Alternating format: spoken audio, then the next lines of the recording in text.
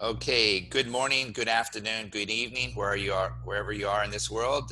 We're another edition of WOWSA Live. I'll turn it over to host Ned Denison. Hello, everybody. My name is Ned Denison. I'm a Triple Crown swimmer. I'm also currently the chairman of the International Marathon Swimming Hall of Fame, and I'll be doing the interview today. John, I'll turn over to you for an introduction that should be at least 5 times as long as mine, please. So give us a brief summary of your swimming career and your life, if you would, please. Okay. Well, Ned, I appreciate the time that you and Steve are taking to talk with me today.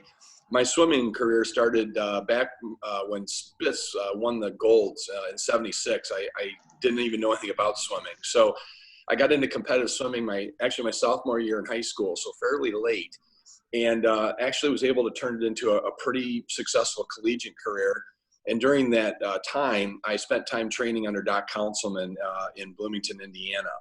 And Doc was very honest. He said, I think you're going to be a really good swimmer when you go back to the MAC conference. I don't think you're going to make the Olympic trials, but I do think you could be a long distance swimmer.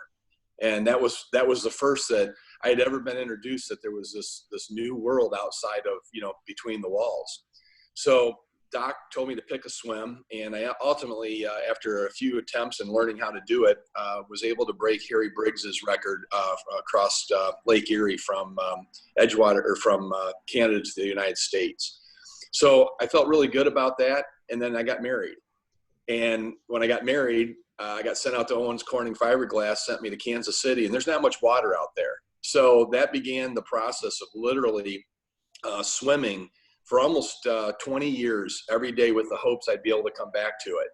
And my wife and I had 7 kids, and in 2009, the moons lined up, and I actually was able to get 2 of the swims, Tampa Bay and the English Channel in '09. And then after '09, I had set my next one would be Manhattan, and I got caught in the 2008, 9, 10 downturn, and it was a pretty significant hit to my company. So I put it all on hold. In 2016, I was going to try to do Manhattan. And we had a bump in the road that was pretty severe for our family. My son, my 5th son, Dan, our 5th child, he was killed in a motorcycle accident. So we were devastated as a family, and I put it back on hold again. So then after about a year and a half of trying to regroup as a family and understand where we were going to go next, I just felt Dan said, Dad, you got to get back in the water and get going. So I did, retrained. My coach is Marcia Cleveland. She's been awesome. Finished Manhattan Island in 18, and then thought, well, now I'm close, right? Now I'm getting real close to the Triple Crown. I was 23 when I started this, and I'm 58 now. So I've been I should get the record for the slowest guy to get these swims.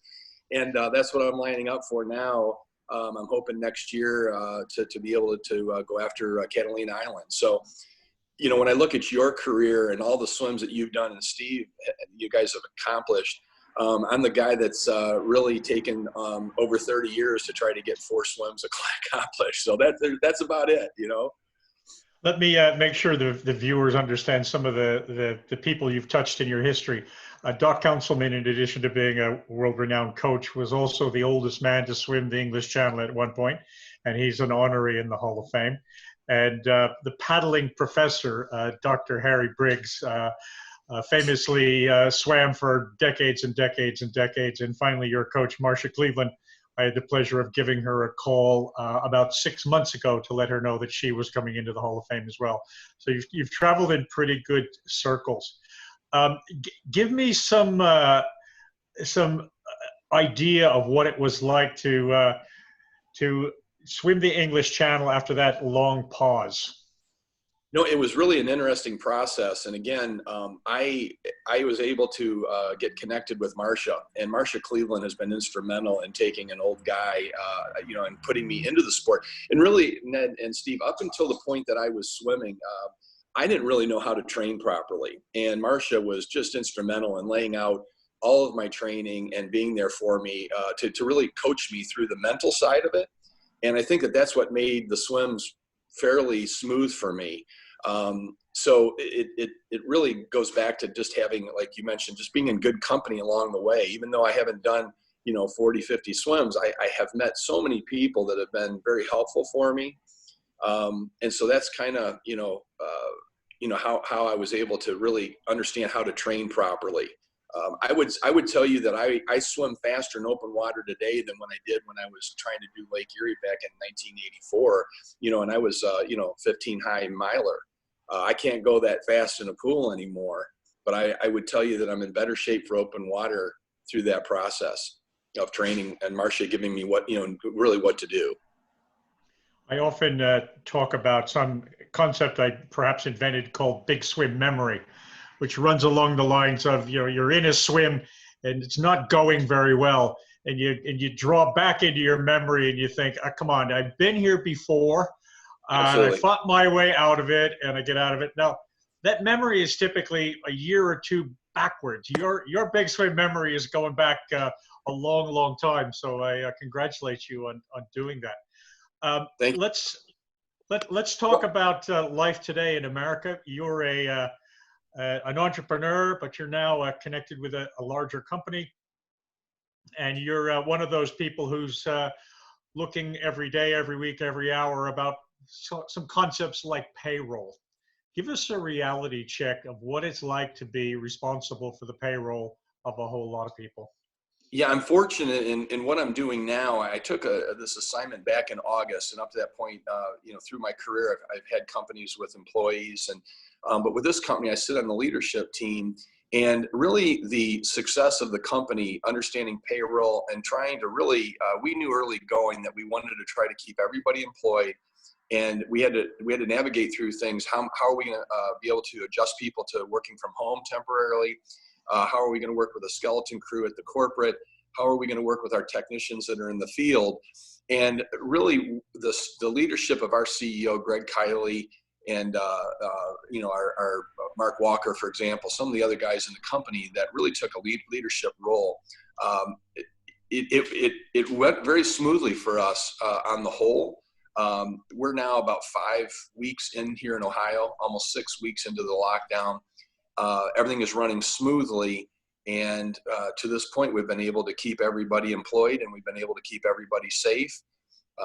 And I think what it comes down to is this came on so quickly. I think that's the biggest challenge that businessmen faced, was it came on so quickly that typically you try to have preparation, right? Preparation makes everything perfect.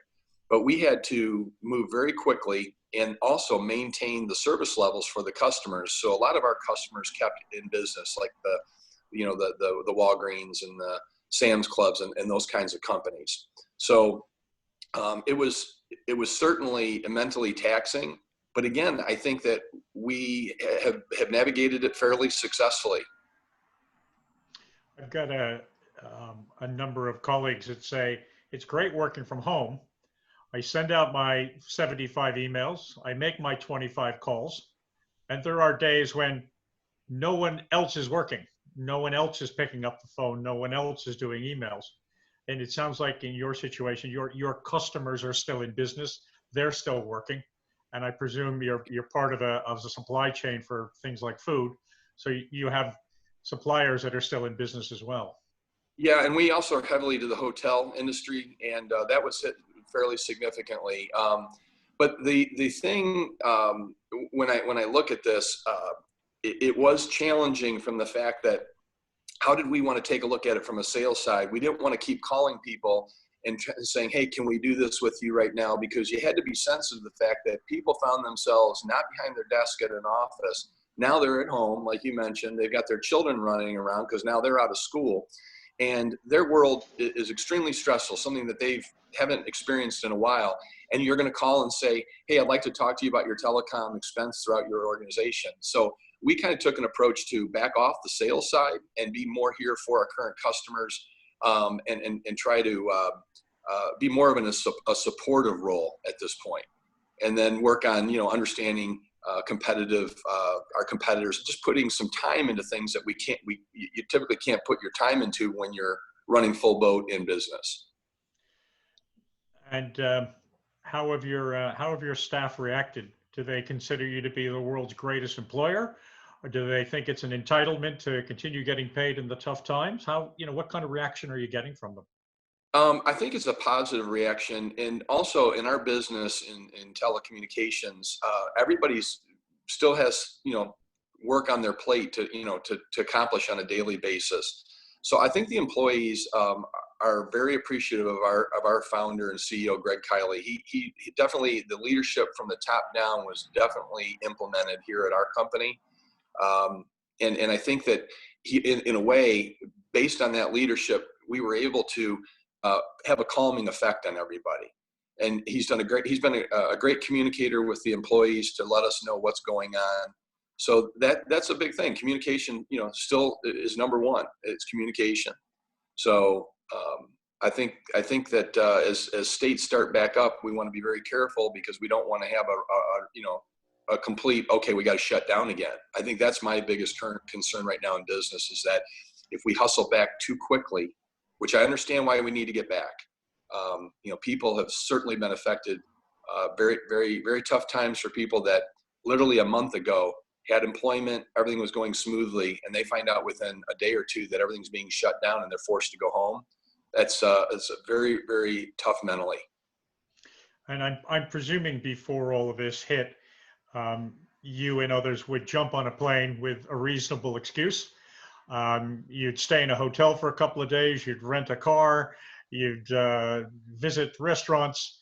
Is that going to change in 3, 4, 5, 6 months? Are we going to be in a different world where some of those visits don't happen in person, and are things going to change? You bring up a really interesting point, because this has been a heavy discussion. I'll give you an example. Literally the week before everything happened, I went to Kansas City for a 2-day meeting. I left on a Tuesday morning, came back Thursday night. And I knew something was not lining up properly. I was on a plane that probably had 240 seats, and there were like 8 of us. I got to the rental car place in Kansas City. I was literally the only guy in the whole parking lot. All the cars were parked. And I said to the gentleman, which car? He said, you can take any car you want. So I go to my meetings, and by the time I got back Thursday night, the NBA had canceled. My tickets for the NCAA tournament were canceled. My kids were being told that my son, that he's coming home, school's closing. All this happened so quickly. And what's interesting is we spend so much time and effort, flying. I'd just been up in Connecticut the week before that. You go, you park your car, you get on the plane, you go to your meeting. Sometimes you spend the night, or you might even come back the same day, and you don't get home till midnight. We've become very efficient at like Microsoft Team meetings and Zoom. And now it's really coming to the point, people have gotten comfortable this last month doing the meetings. There's not this sense of, well, if you don't come to see me personally, that tells me you're not serious. Now it's changed, and I think it's going to have an impact. I really do. It's going to have an impact on certain industries like airline, for example, because we found we could accomplish a lot within an hour and not have to go to go through all those extremes of travel. I do think it's going to stay important when you're signing major contracts, when you do yearly reviews. You need to get in front of your customers. But I think it's going to change. I think the other part, having essentially worked remote for about 15 years, the other thing that people don't count on is you can lose your sense of being part of a company or part of a team when you rarely see your colleagues. And it's harder to retain staff because there's nothing there. They don't have 10 of their best friends working at the company because they only see them 4 times a year. So this retention of staff becomes an interesting component of it all. Well, one interesting thing that I've found is when we as swimmers, whether you're a competitive swimmer or a marathon swimmer, we take away some pretty significant disciplines from it, right? We are taught you never give up. We understand failure. We fail at any given practice. We fail sometimes on swims. We fail in a practice that we don't do what we want. I think that swimming and marathon swimming really makes you mentally very tough and prepares you for these kinds of situations. Because when you're swimming in the open water, it's midnight, you're getting hit with jellyfish. you're hoping to God that you're actually saying to God, if you help me finish this swim, I will go every day. You know, you're talking yourself, you're making all these promises to God to help you get through the swim. But the fact of the matter is, it's the mental toughness that we all take, no matter what your level of accomplishments are. It's all comes down to the mind, and I think that has a big bearing on all of us that are swimmers going through a time like this. I think we handle it differently, and I think we handle it better. Yeah, I'd point to a couple of things. When I was working remote, I was certainly checking my mails before I went off to morning practice at 5 o'clock in the morning. 10 minutes and clear the worst of it. And I was certainly on the job well before 9 o'clock. My colleagues who were commuting, they were rolling in 9:30, quarter to 10. And I think at the very least, most swimmers know how to get up in the morning. And I think one of the things that happens when people are working from home that have never had to have that discipline is they're having trouble getting up in the morning and getting at it. Whereas the swimmers they're up at 5 o'clock in the morning going, where's the water? And okay, well, there's no water, so I might as well do my work. Well, the other thing, again, my office, I have windows across the front, and, I see people walking, neighbors mowing lawns, edging their yards and all of that. And I say to myself, you got to keep that discipline. The same discipline we learned in swimming, you've got to keep it with what you're doing now. And I made a point of staying with the normal hours. And even if I find myself with downtime, I focus on staying in the office and picking something to do. And even if it's something that may not even have anything to do with my current responsibilities, reading an article on other businesses and what they're going through, just educating yourself on things of interest. I think you gotta keep the discipline, because boy, it would be very easy to start sleeping in till 10 o'clock, working until noon, going out and mowing the lawn, coming in at 1, and I think that what happens is that becomes a cancer throughout your whole, you can pick up some really bad habits quickly. And then it's painful to get them changed. So you got to stay the course with your discipline, I believe. I remember years ago calling one of the people that worked for me, and it wasn't a convenient time for me. He was working from home that week because he was tiling the bathroom. And I was thinking to myself, it wasn't really the deal, Yeah. He wasn't the best remote worker in the world. Well, the other thing too that this whole thing has done, we talked a little bit about the business side, is it's actually had an effect on me personally. I would tell you that leading up to this coronavirus, it just seemed like everything was coming at everybody, pitting everybody against everybody. I was just at a feverish pitch from the time I got up in the morning. You were almost angry, like in this internal anger, right? People saying things, people not agreeing with you, everything was personal. And what I've noticed over the last 4 weeks with me, and I think it's translated out to a lot of people, I believe that I've become more understanding of others, a little bit more compassionate of others. And I don't know if I just didn't have the time, right? I'm running hard all day long and repeat, go to bed, repeat. And this gave me cause to just sit back and not only think about others, but to kind of reflect a little bit about things you might have done wrong in your life. It's been a little bit of an evaluation time for me. Maybe I should call that person up and apologize. That probably wasn't the right thing to have said. Where I wouldn't have even thought about that, and I would have been in that kind of a mindset without something like this happening. And I did experience it with when my son was killed in a motorcycle accident. It was a reset back then. But the human body, in our mind, we are so weak. It doesn't take long to forget these lessons, right? And sometimes you need to be hit back in the face with a new lesson to bring you back into scope. My reality check on that yesterday was I saw a man a little bit older than me helping his mother into the hospital. And the mother was in the entire full getup, the plastic thing in front, the mask, the gloves, the whole lot. And I was thinking to myself, she must be absolutely terrified. Yeah. She had to be 90 something. She must be absolutely terrified. He must be absolutely terrified. And I kind of had that reset for a moment that said, you know, I don't have any underlying conditions. I'm not quite that old yet. And it's given me and I think perhaps some of the others in our sport a moment to say, we actually don't have such a bad deal. You know, Yeah. we're able to get on in life. We're able to have these big swimming adventures. We're able to train. We're able to set goals, push ourselves. We find the time and the money to do these things. So it's yeah, it's maybe time for that reality Well, check for you everybody.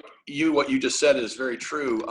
What I decided to do after the Manhattan swim was I'm going to stay in shape, a minimal amount of shape, so when I train for Catalina, it'll be easy. So I was doing 20,000 yards a week and just maintaining my speeds and all that. Sorry, And I remember, sorry. Did you say a week? yeah, no, a week. But what happened was the thing, you know, I was even getting into that mental state of, oh, 20, you know, I don't want to do 20,000 yards again this week. And I started taking it for granted, and I was getting negative with myself. Well, then they closed all the pools and all this, right, for the last month, and having to go out and find very cold water to swim in, which has been very cold here in Cincinnati. I can't tell you how many times I've said I would give anything to be able to do those 20,000 yards a week and stay in shape.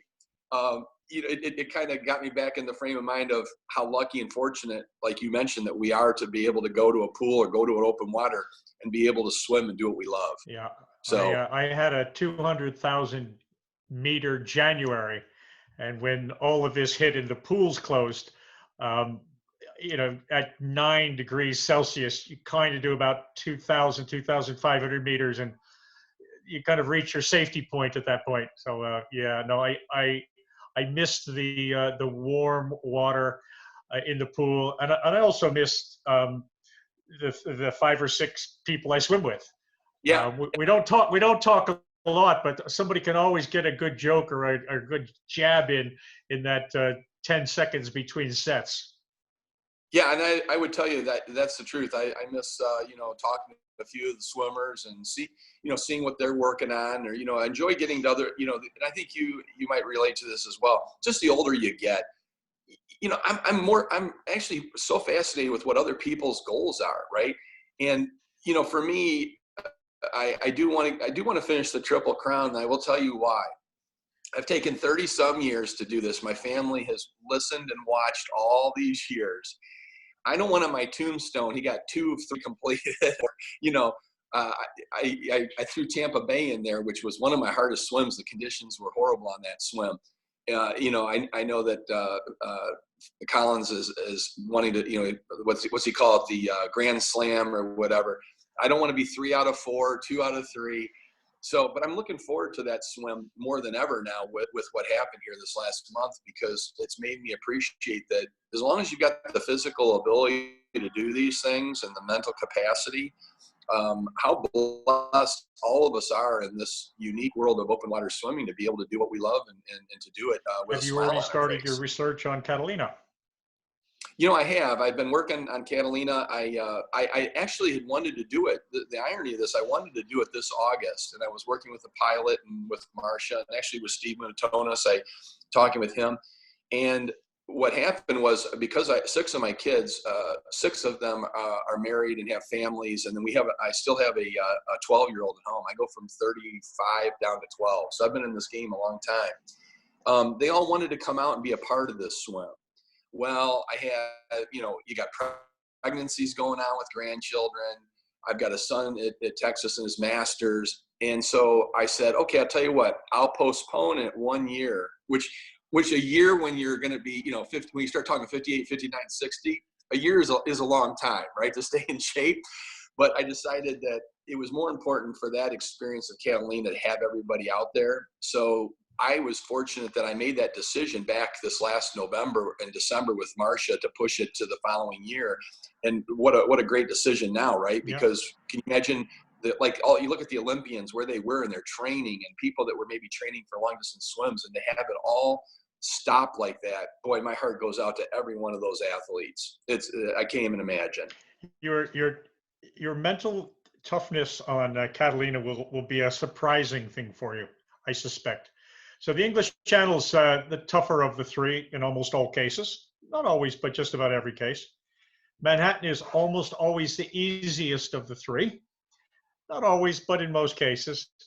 And so you've kind of gotten used to not doing as much training for Manhattan. And now you have to kind of ramp it up again. Mentally, you'll say, well, I don't need to probably train as much as I needed for the English Channel. But if you get a tough day out there, you'll be praying back again. So you'll be saying, okay, I know I didn't do enough training. Just give me this one, because I don't want the tombstone to say 2 out of 3. Yep. Well, it's funny, Ned, what happened when I did the English Channel, Marcia trained me up to, my big peak week was right around 55, 60,000 yards. And I was training in Lake Michigan because I lived in Chicago at the time. So when I, again, 2009 to 18, we're talking 9 years, right? So I decided I'm going to do Manhattan. So I got up, my peak week got to about 42,000 yards. I went to Lake Michigan a couple weekends. I went up to a small lake in Michigan here. I went out to San Francisco with my training buddy who also did the English Channel, Mike Tartanzian, and swam with him out there. When I was coming down the final stretch of Manhattan, I made a tactical error. When I got into the Harlem, it was like a pool, and I decided I was going to pick up my speed. Well, what you don't realize is when you come around under the George Washington Bridge, you still have 10 miles to go. And I had really spent a lot of energy in the Harlem, unfortunately, versus taking it easy. So when I was coming down, the finish line of those 10 miles, there was about 2 to 3 foot head-on waves. It was the current pulling out wasn't very strong. And so when I was coming towards the end, my wife told me later, she was watching me saying, is he going to finish this last mile? So when I got done with it, the first thing I said when I called Marcia is, we need to train Catalina a little bit harder than I did for Manhattan. So yeah, for sure. I came off the English Channel and didn't train as much. And in Manhattan, I physically celebrated at the spin bridge at the top where it met the Hudson. I physically celebrated there, and it's a long way down the Hudson. Yeah, what I would tell people, very long way. Yeah, and it's funny because I got a hold of some of the marathon swimmers that had accomplished it, and I'm not sure that anybody really told me when you go under the George Washington, that's when the swim starts. Where I was thinking, well, I've gone under all the bridges, it's home sailing. Well, you get under all those bridges before you're anywhere near being done. So if anybody's contemplating doing Manhattan, make sure that you know that your swim starts when you get under the George Washington Bridge. You talk about the Harlem River. I'm a stroke counter. So as I was swimming in the Harlem River, I'd go under a bridge, I'd look up to the next bridge, and I would say 355 right arm strokes. And I was getting pretty good at it. And came around the corner and saw the George Washington Bridge and said, 1,600 right arm strokes. I think it was about 4,400 right arm strokes. Yeah. And that was a real sobering experience, because the bridge is a little higher than the other ones, and it's a little bit further away than you imagine. But, yeah, it sure is. And one thing that you mentioned too, and I'll call you to pick your brain, this coming year when I'm training for sure. I'm looking forward to Catalina. I'm looking forward to the night challenge. I ended up swimming the English Channel. I sat in England for 2 weeks, Ned. The weather was very windy. Yeah. And I literally was within days. This is another thing. I didn't know that people could train, go over there, and then not get a chance to do it, right? And all these people were heading home, and my boat captain called me and he said, if you don't go tonight, I don't think you get a chance. So I actually left at 10 at night and swam through the night, got all the jellyfish stings and all that going. And I enjoyed the night swim because when the sun comes up, it's almost like it was an hour. Yeah. So I'm looking forward to the Catalina. It's a mental challenge, but I'm looking forward to it. I really am. Catalina is almost always you go on the day scheduled. It's almost a routine now that the boat leaves at 9 o'clock. You jump in the water at midnight. And my friend Barbara Held, who at one point was the oldest woman to do Catalina, she was one of my crew, and she said, the witches will come at 3:45. Sure enough, at a certain point in the darkness, the little sound started going, you're too old to be doing this. You shouldn't really be doing this. Why did you do this? Why, what were you thinking? Tell me this is going to be the last one you ever do. And then I just kind of made a deal with myself, which was, I'll swim until the sun comes up. And Yep. then the one thing that no one ever tells you about Catalina is the sun does not come up in front of you. You do not swim west to east, you swim almost north. So the sun comes up over on the right somewhere. And then I had a couple of hours just going, that just does, am I headed to San Francisco? That just doesn't seem right. And then, pretty much we were done by that point. But Yeah. beautiful swim. It's much more comfortable for any crew you have than either New York or the English Channel, and much more predictable. Much more. Yeah, predictable. I'm looking forward to it. I mean, one thing I do well in the cold water, and so that's one thing I won't have to worry about. I didn't have to worry about that on Manhattan either. The water was almost too warm for me, where you were perspiring and took the cap off, But it's funny to listen to your feedback and stories, and that's what I love. I love talking to open water swimmers because every swim has a whole different mental take on it. So you've got thousands of swims or swimmers, and every one of them is different. And it's just really fun when I do get the opportunity to run into somebody like yourself and talk about swims. I love saying, well, give me one of your swims and take me from the beginning you got in till the end. And it's just really neat. Sorry, go ahead. No, I said the neat thing about that too is that after I am taken through some of these swims, I feel like I did it, so that I don't feel like I have to do it. You're old enough to remember the very first trip computers. And the very first trip computers would kind of figure out how long you'd been driving and how far it was to Granny's house, and they would give you an estimate of how long it was going to take. And so one of the early Catalina swims after trip computers came out, they hit the adverse current, which is not unusual, and the trip computer said never. And somebody took a great picture of this trip computer. Before we let you go, you have one story you have to share with us. In the English Channel, people have comfort food. Most people from England and Ireland, they have a cup of tea like their mother used to make for them when they were sick as a kid. My comfort food is clear chicken broth. It tastes the same either direction. You had an unusual comfort food in the English Channel, which I quite never heard of before, but share this with us. Yeah, what happened was Marcia said, hey, listen, you haven't done a long distance swim in 20 years. I need you to go and do Tampa Bay before you go to the English Channel. So I had trained hard up to that point, went down to Tampa Bay. Well, that was the year that a lot of swimmers called it a day, and I was very close. The conditions were horrible, 3 to 4 foot waves. It was the toughest swim I've done. Matter of fact, when I went to England, I didn't dare tell anybody in England that the English Channel was nothing compared to the Tampa Bay swim. I would have been run out of the country. But anyway, during that swim, I was about 5 hours in, and I was sicker than a dog. I mean, really throwing up and heaving in the water and just saying, oh man, maybe I shouldn't come back to this. Well, I had chips and Coke were on the boat. My sister-in-law was actually my sighter for that day. And I went over to the boat. She had called my wife, and she told my wife that I was really the message back to me was, tell him to stop crying about it. We've been putting up with all this training, finish the swim, so I didn't get any comfort at all from my family on the phone call. So I saw the chips, and I said to Shorty, here's her nickname, Elizabeth, give me some chips. So she put some chips in a bag and threw them out to me, and I ate the chips, and she had Coke. So I had her throw out a Coke, and I literally ate the chips and drank a whole can of Coke. And it for whatever reason, completely settled me down. And I thought, wow, that was something.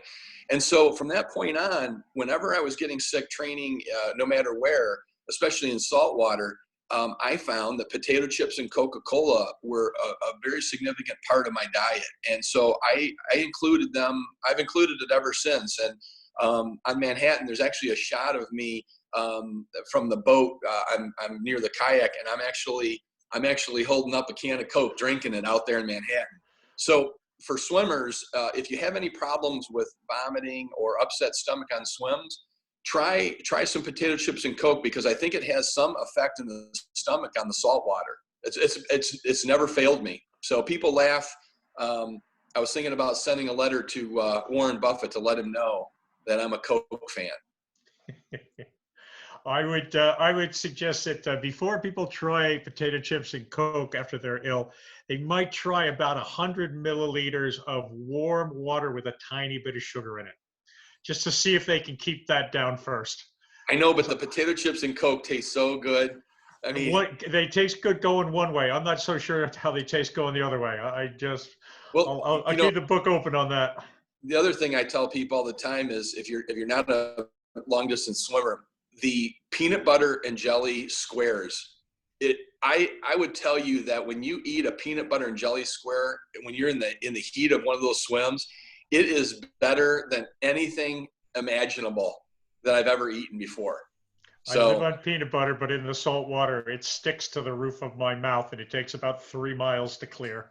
You just got to drink the Harlem, you know. There you go. There you go. Drinks. Well, listen, I'll let you go. Thank you very much for your time. Congratulations on keeping everybody on the payroll. There aren't a whole lot of business people in the world that can wear that proudly. And all the best next year for Catalina. Thank you very much, and really appreciate your time and interest. It was really a pleasure and an honor to speak with you today. Take care. You too. Bye-bye.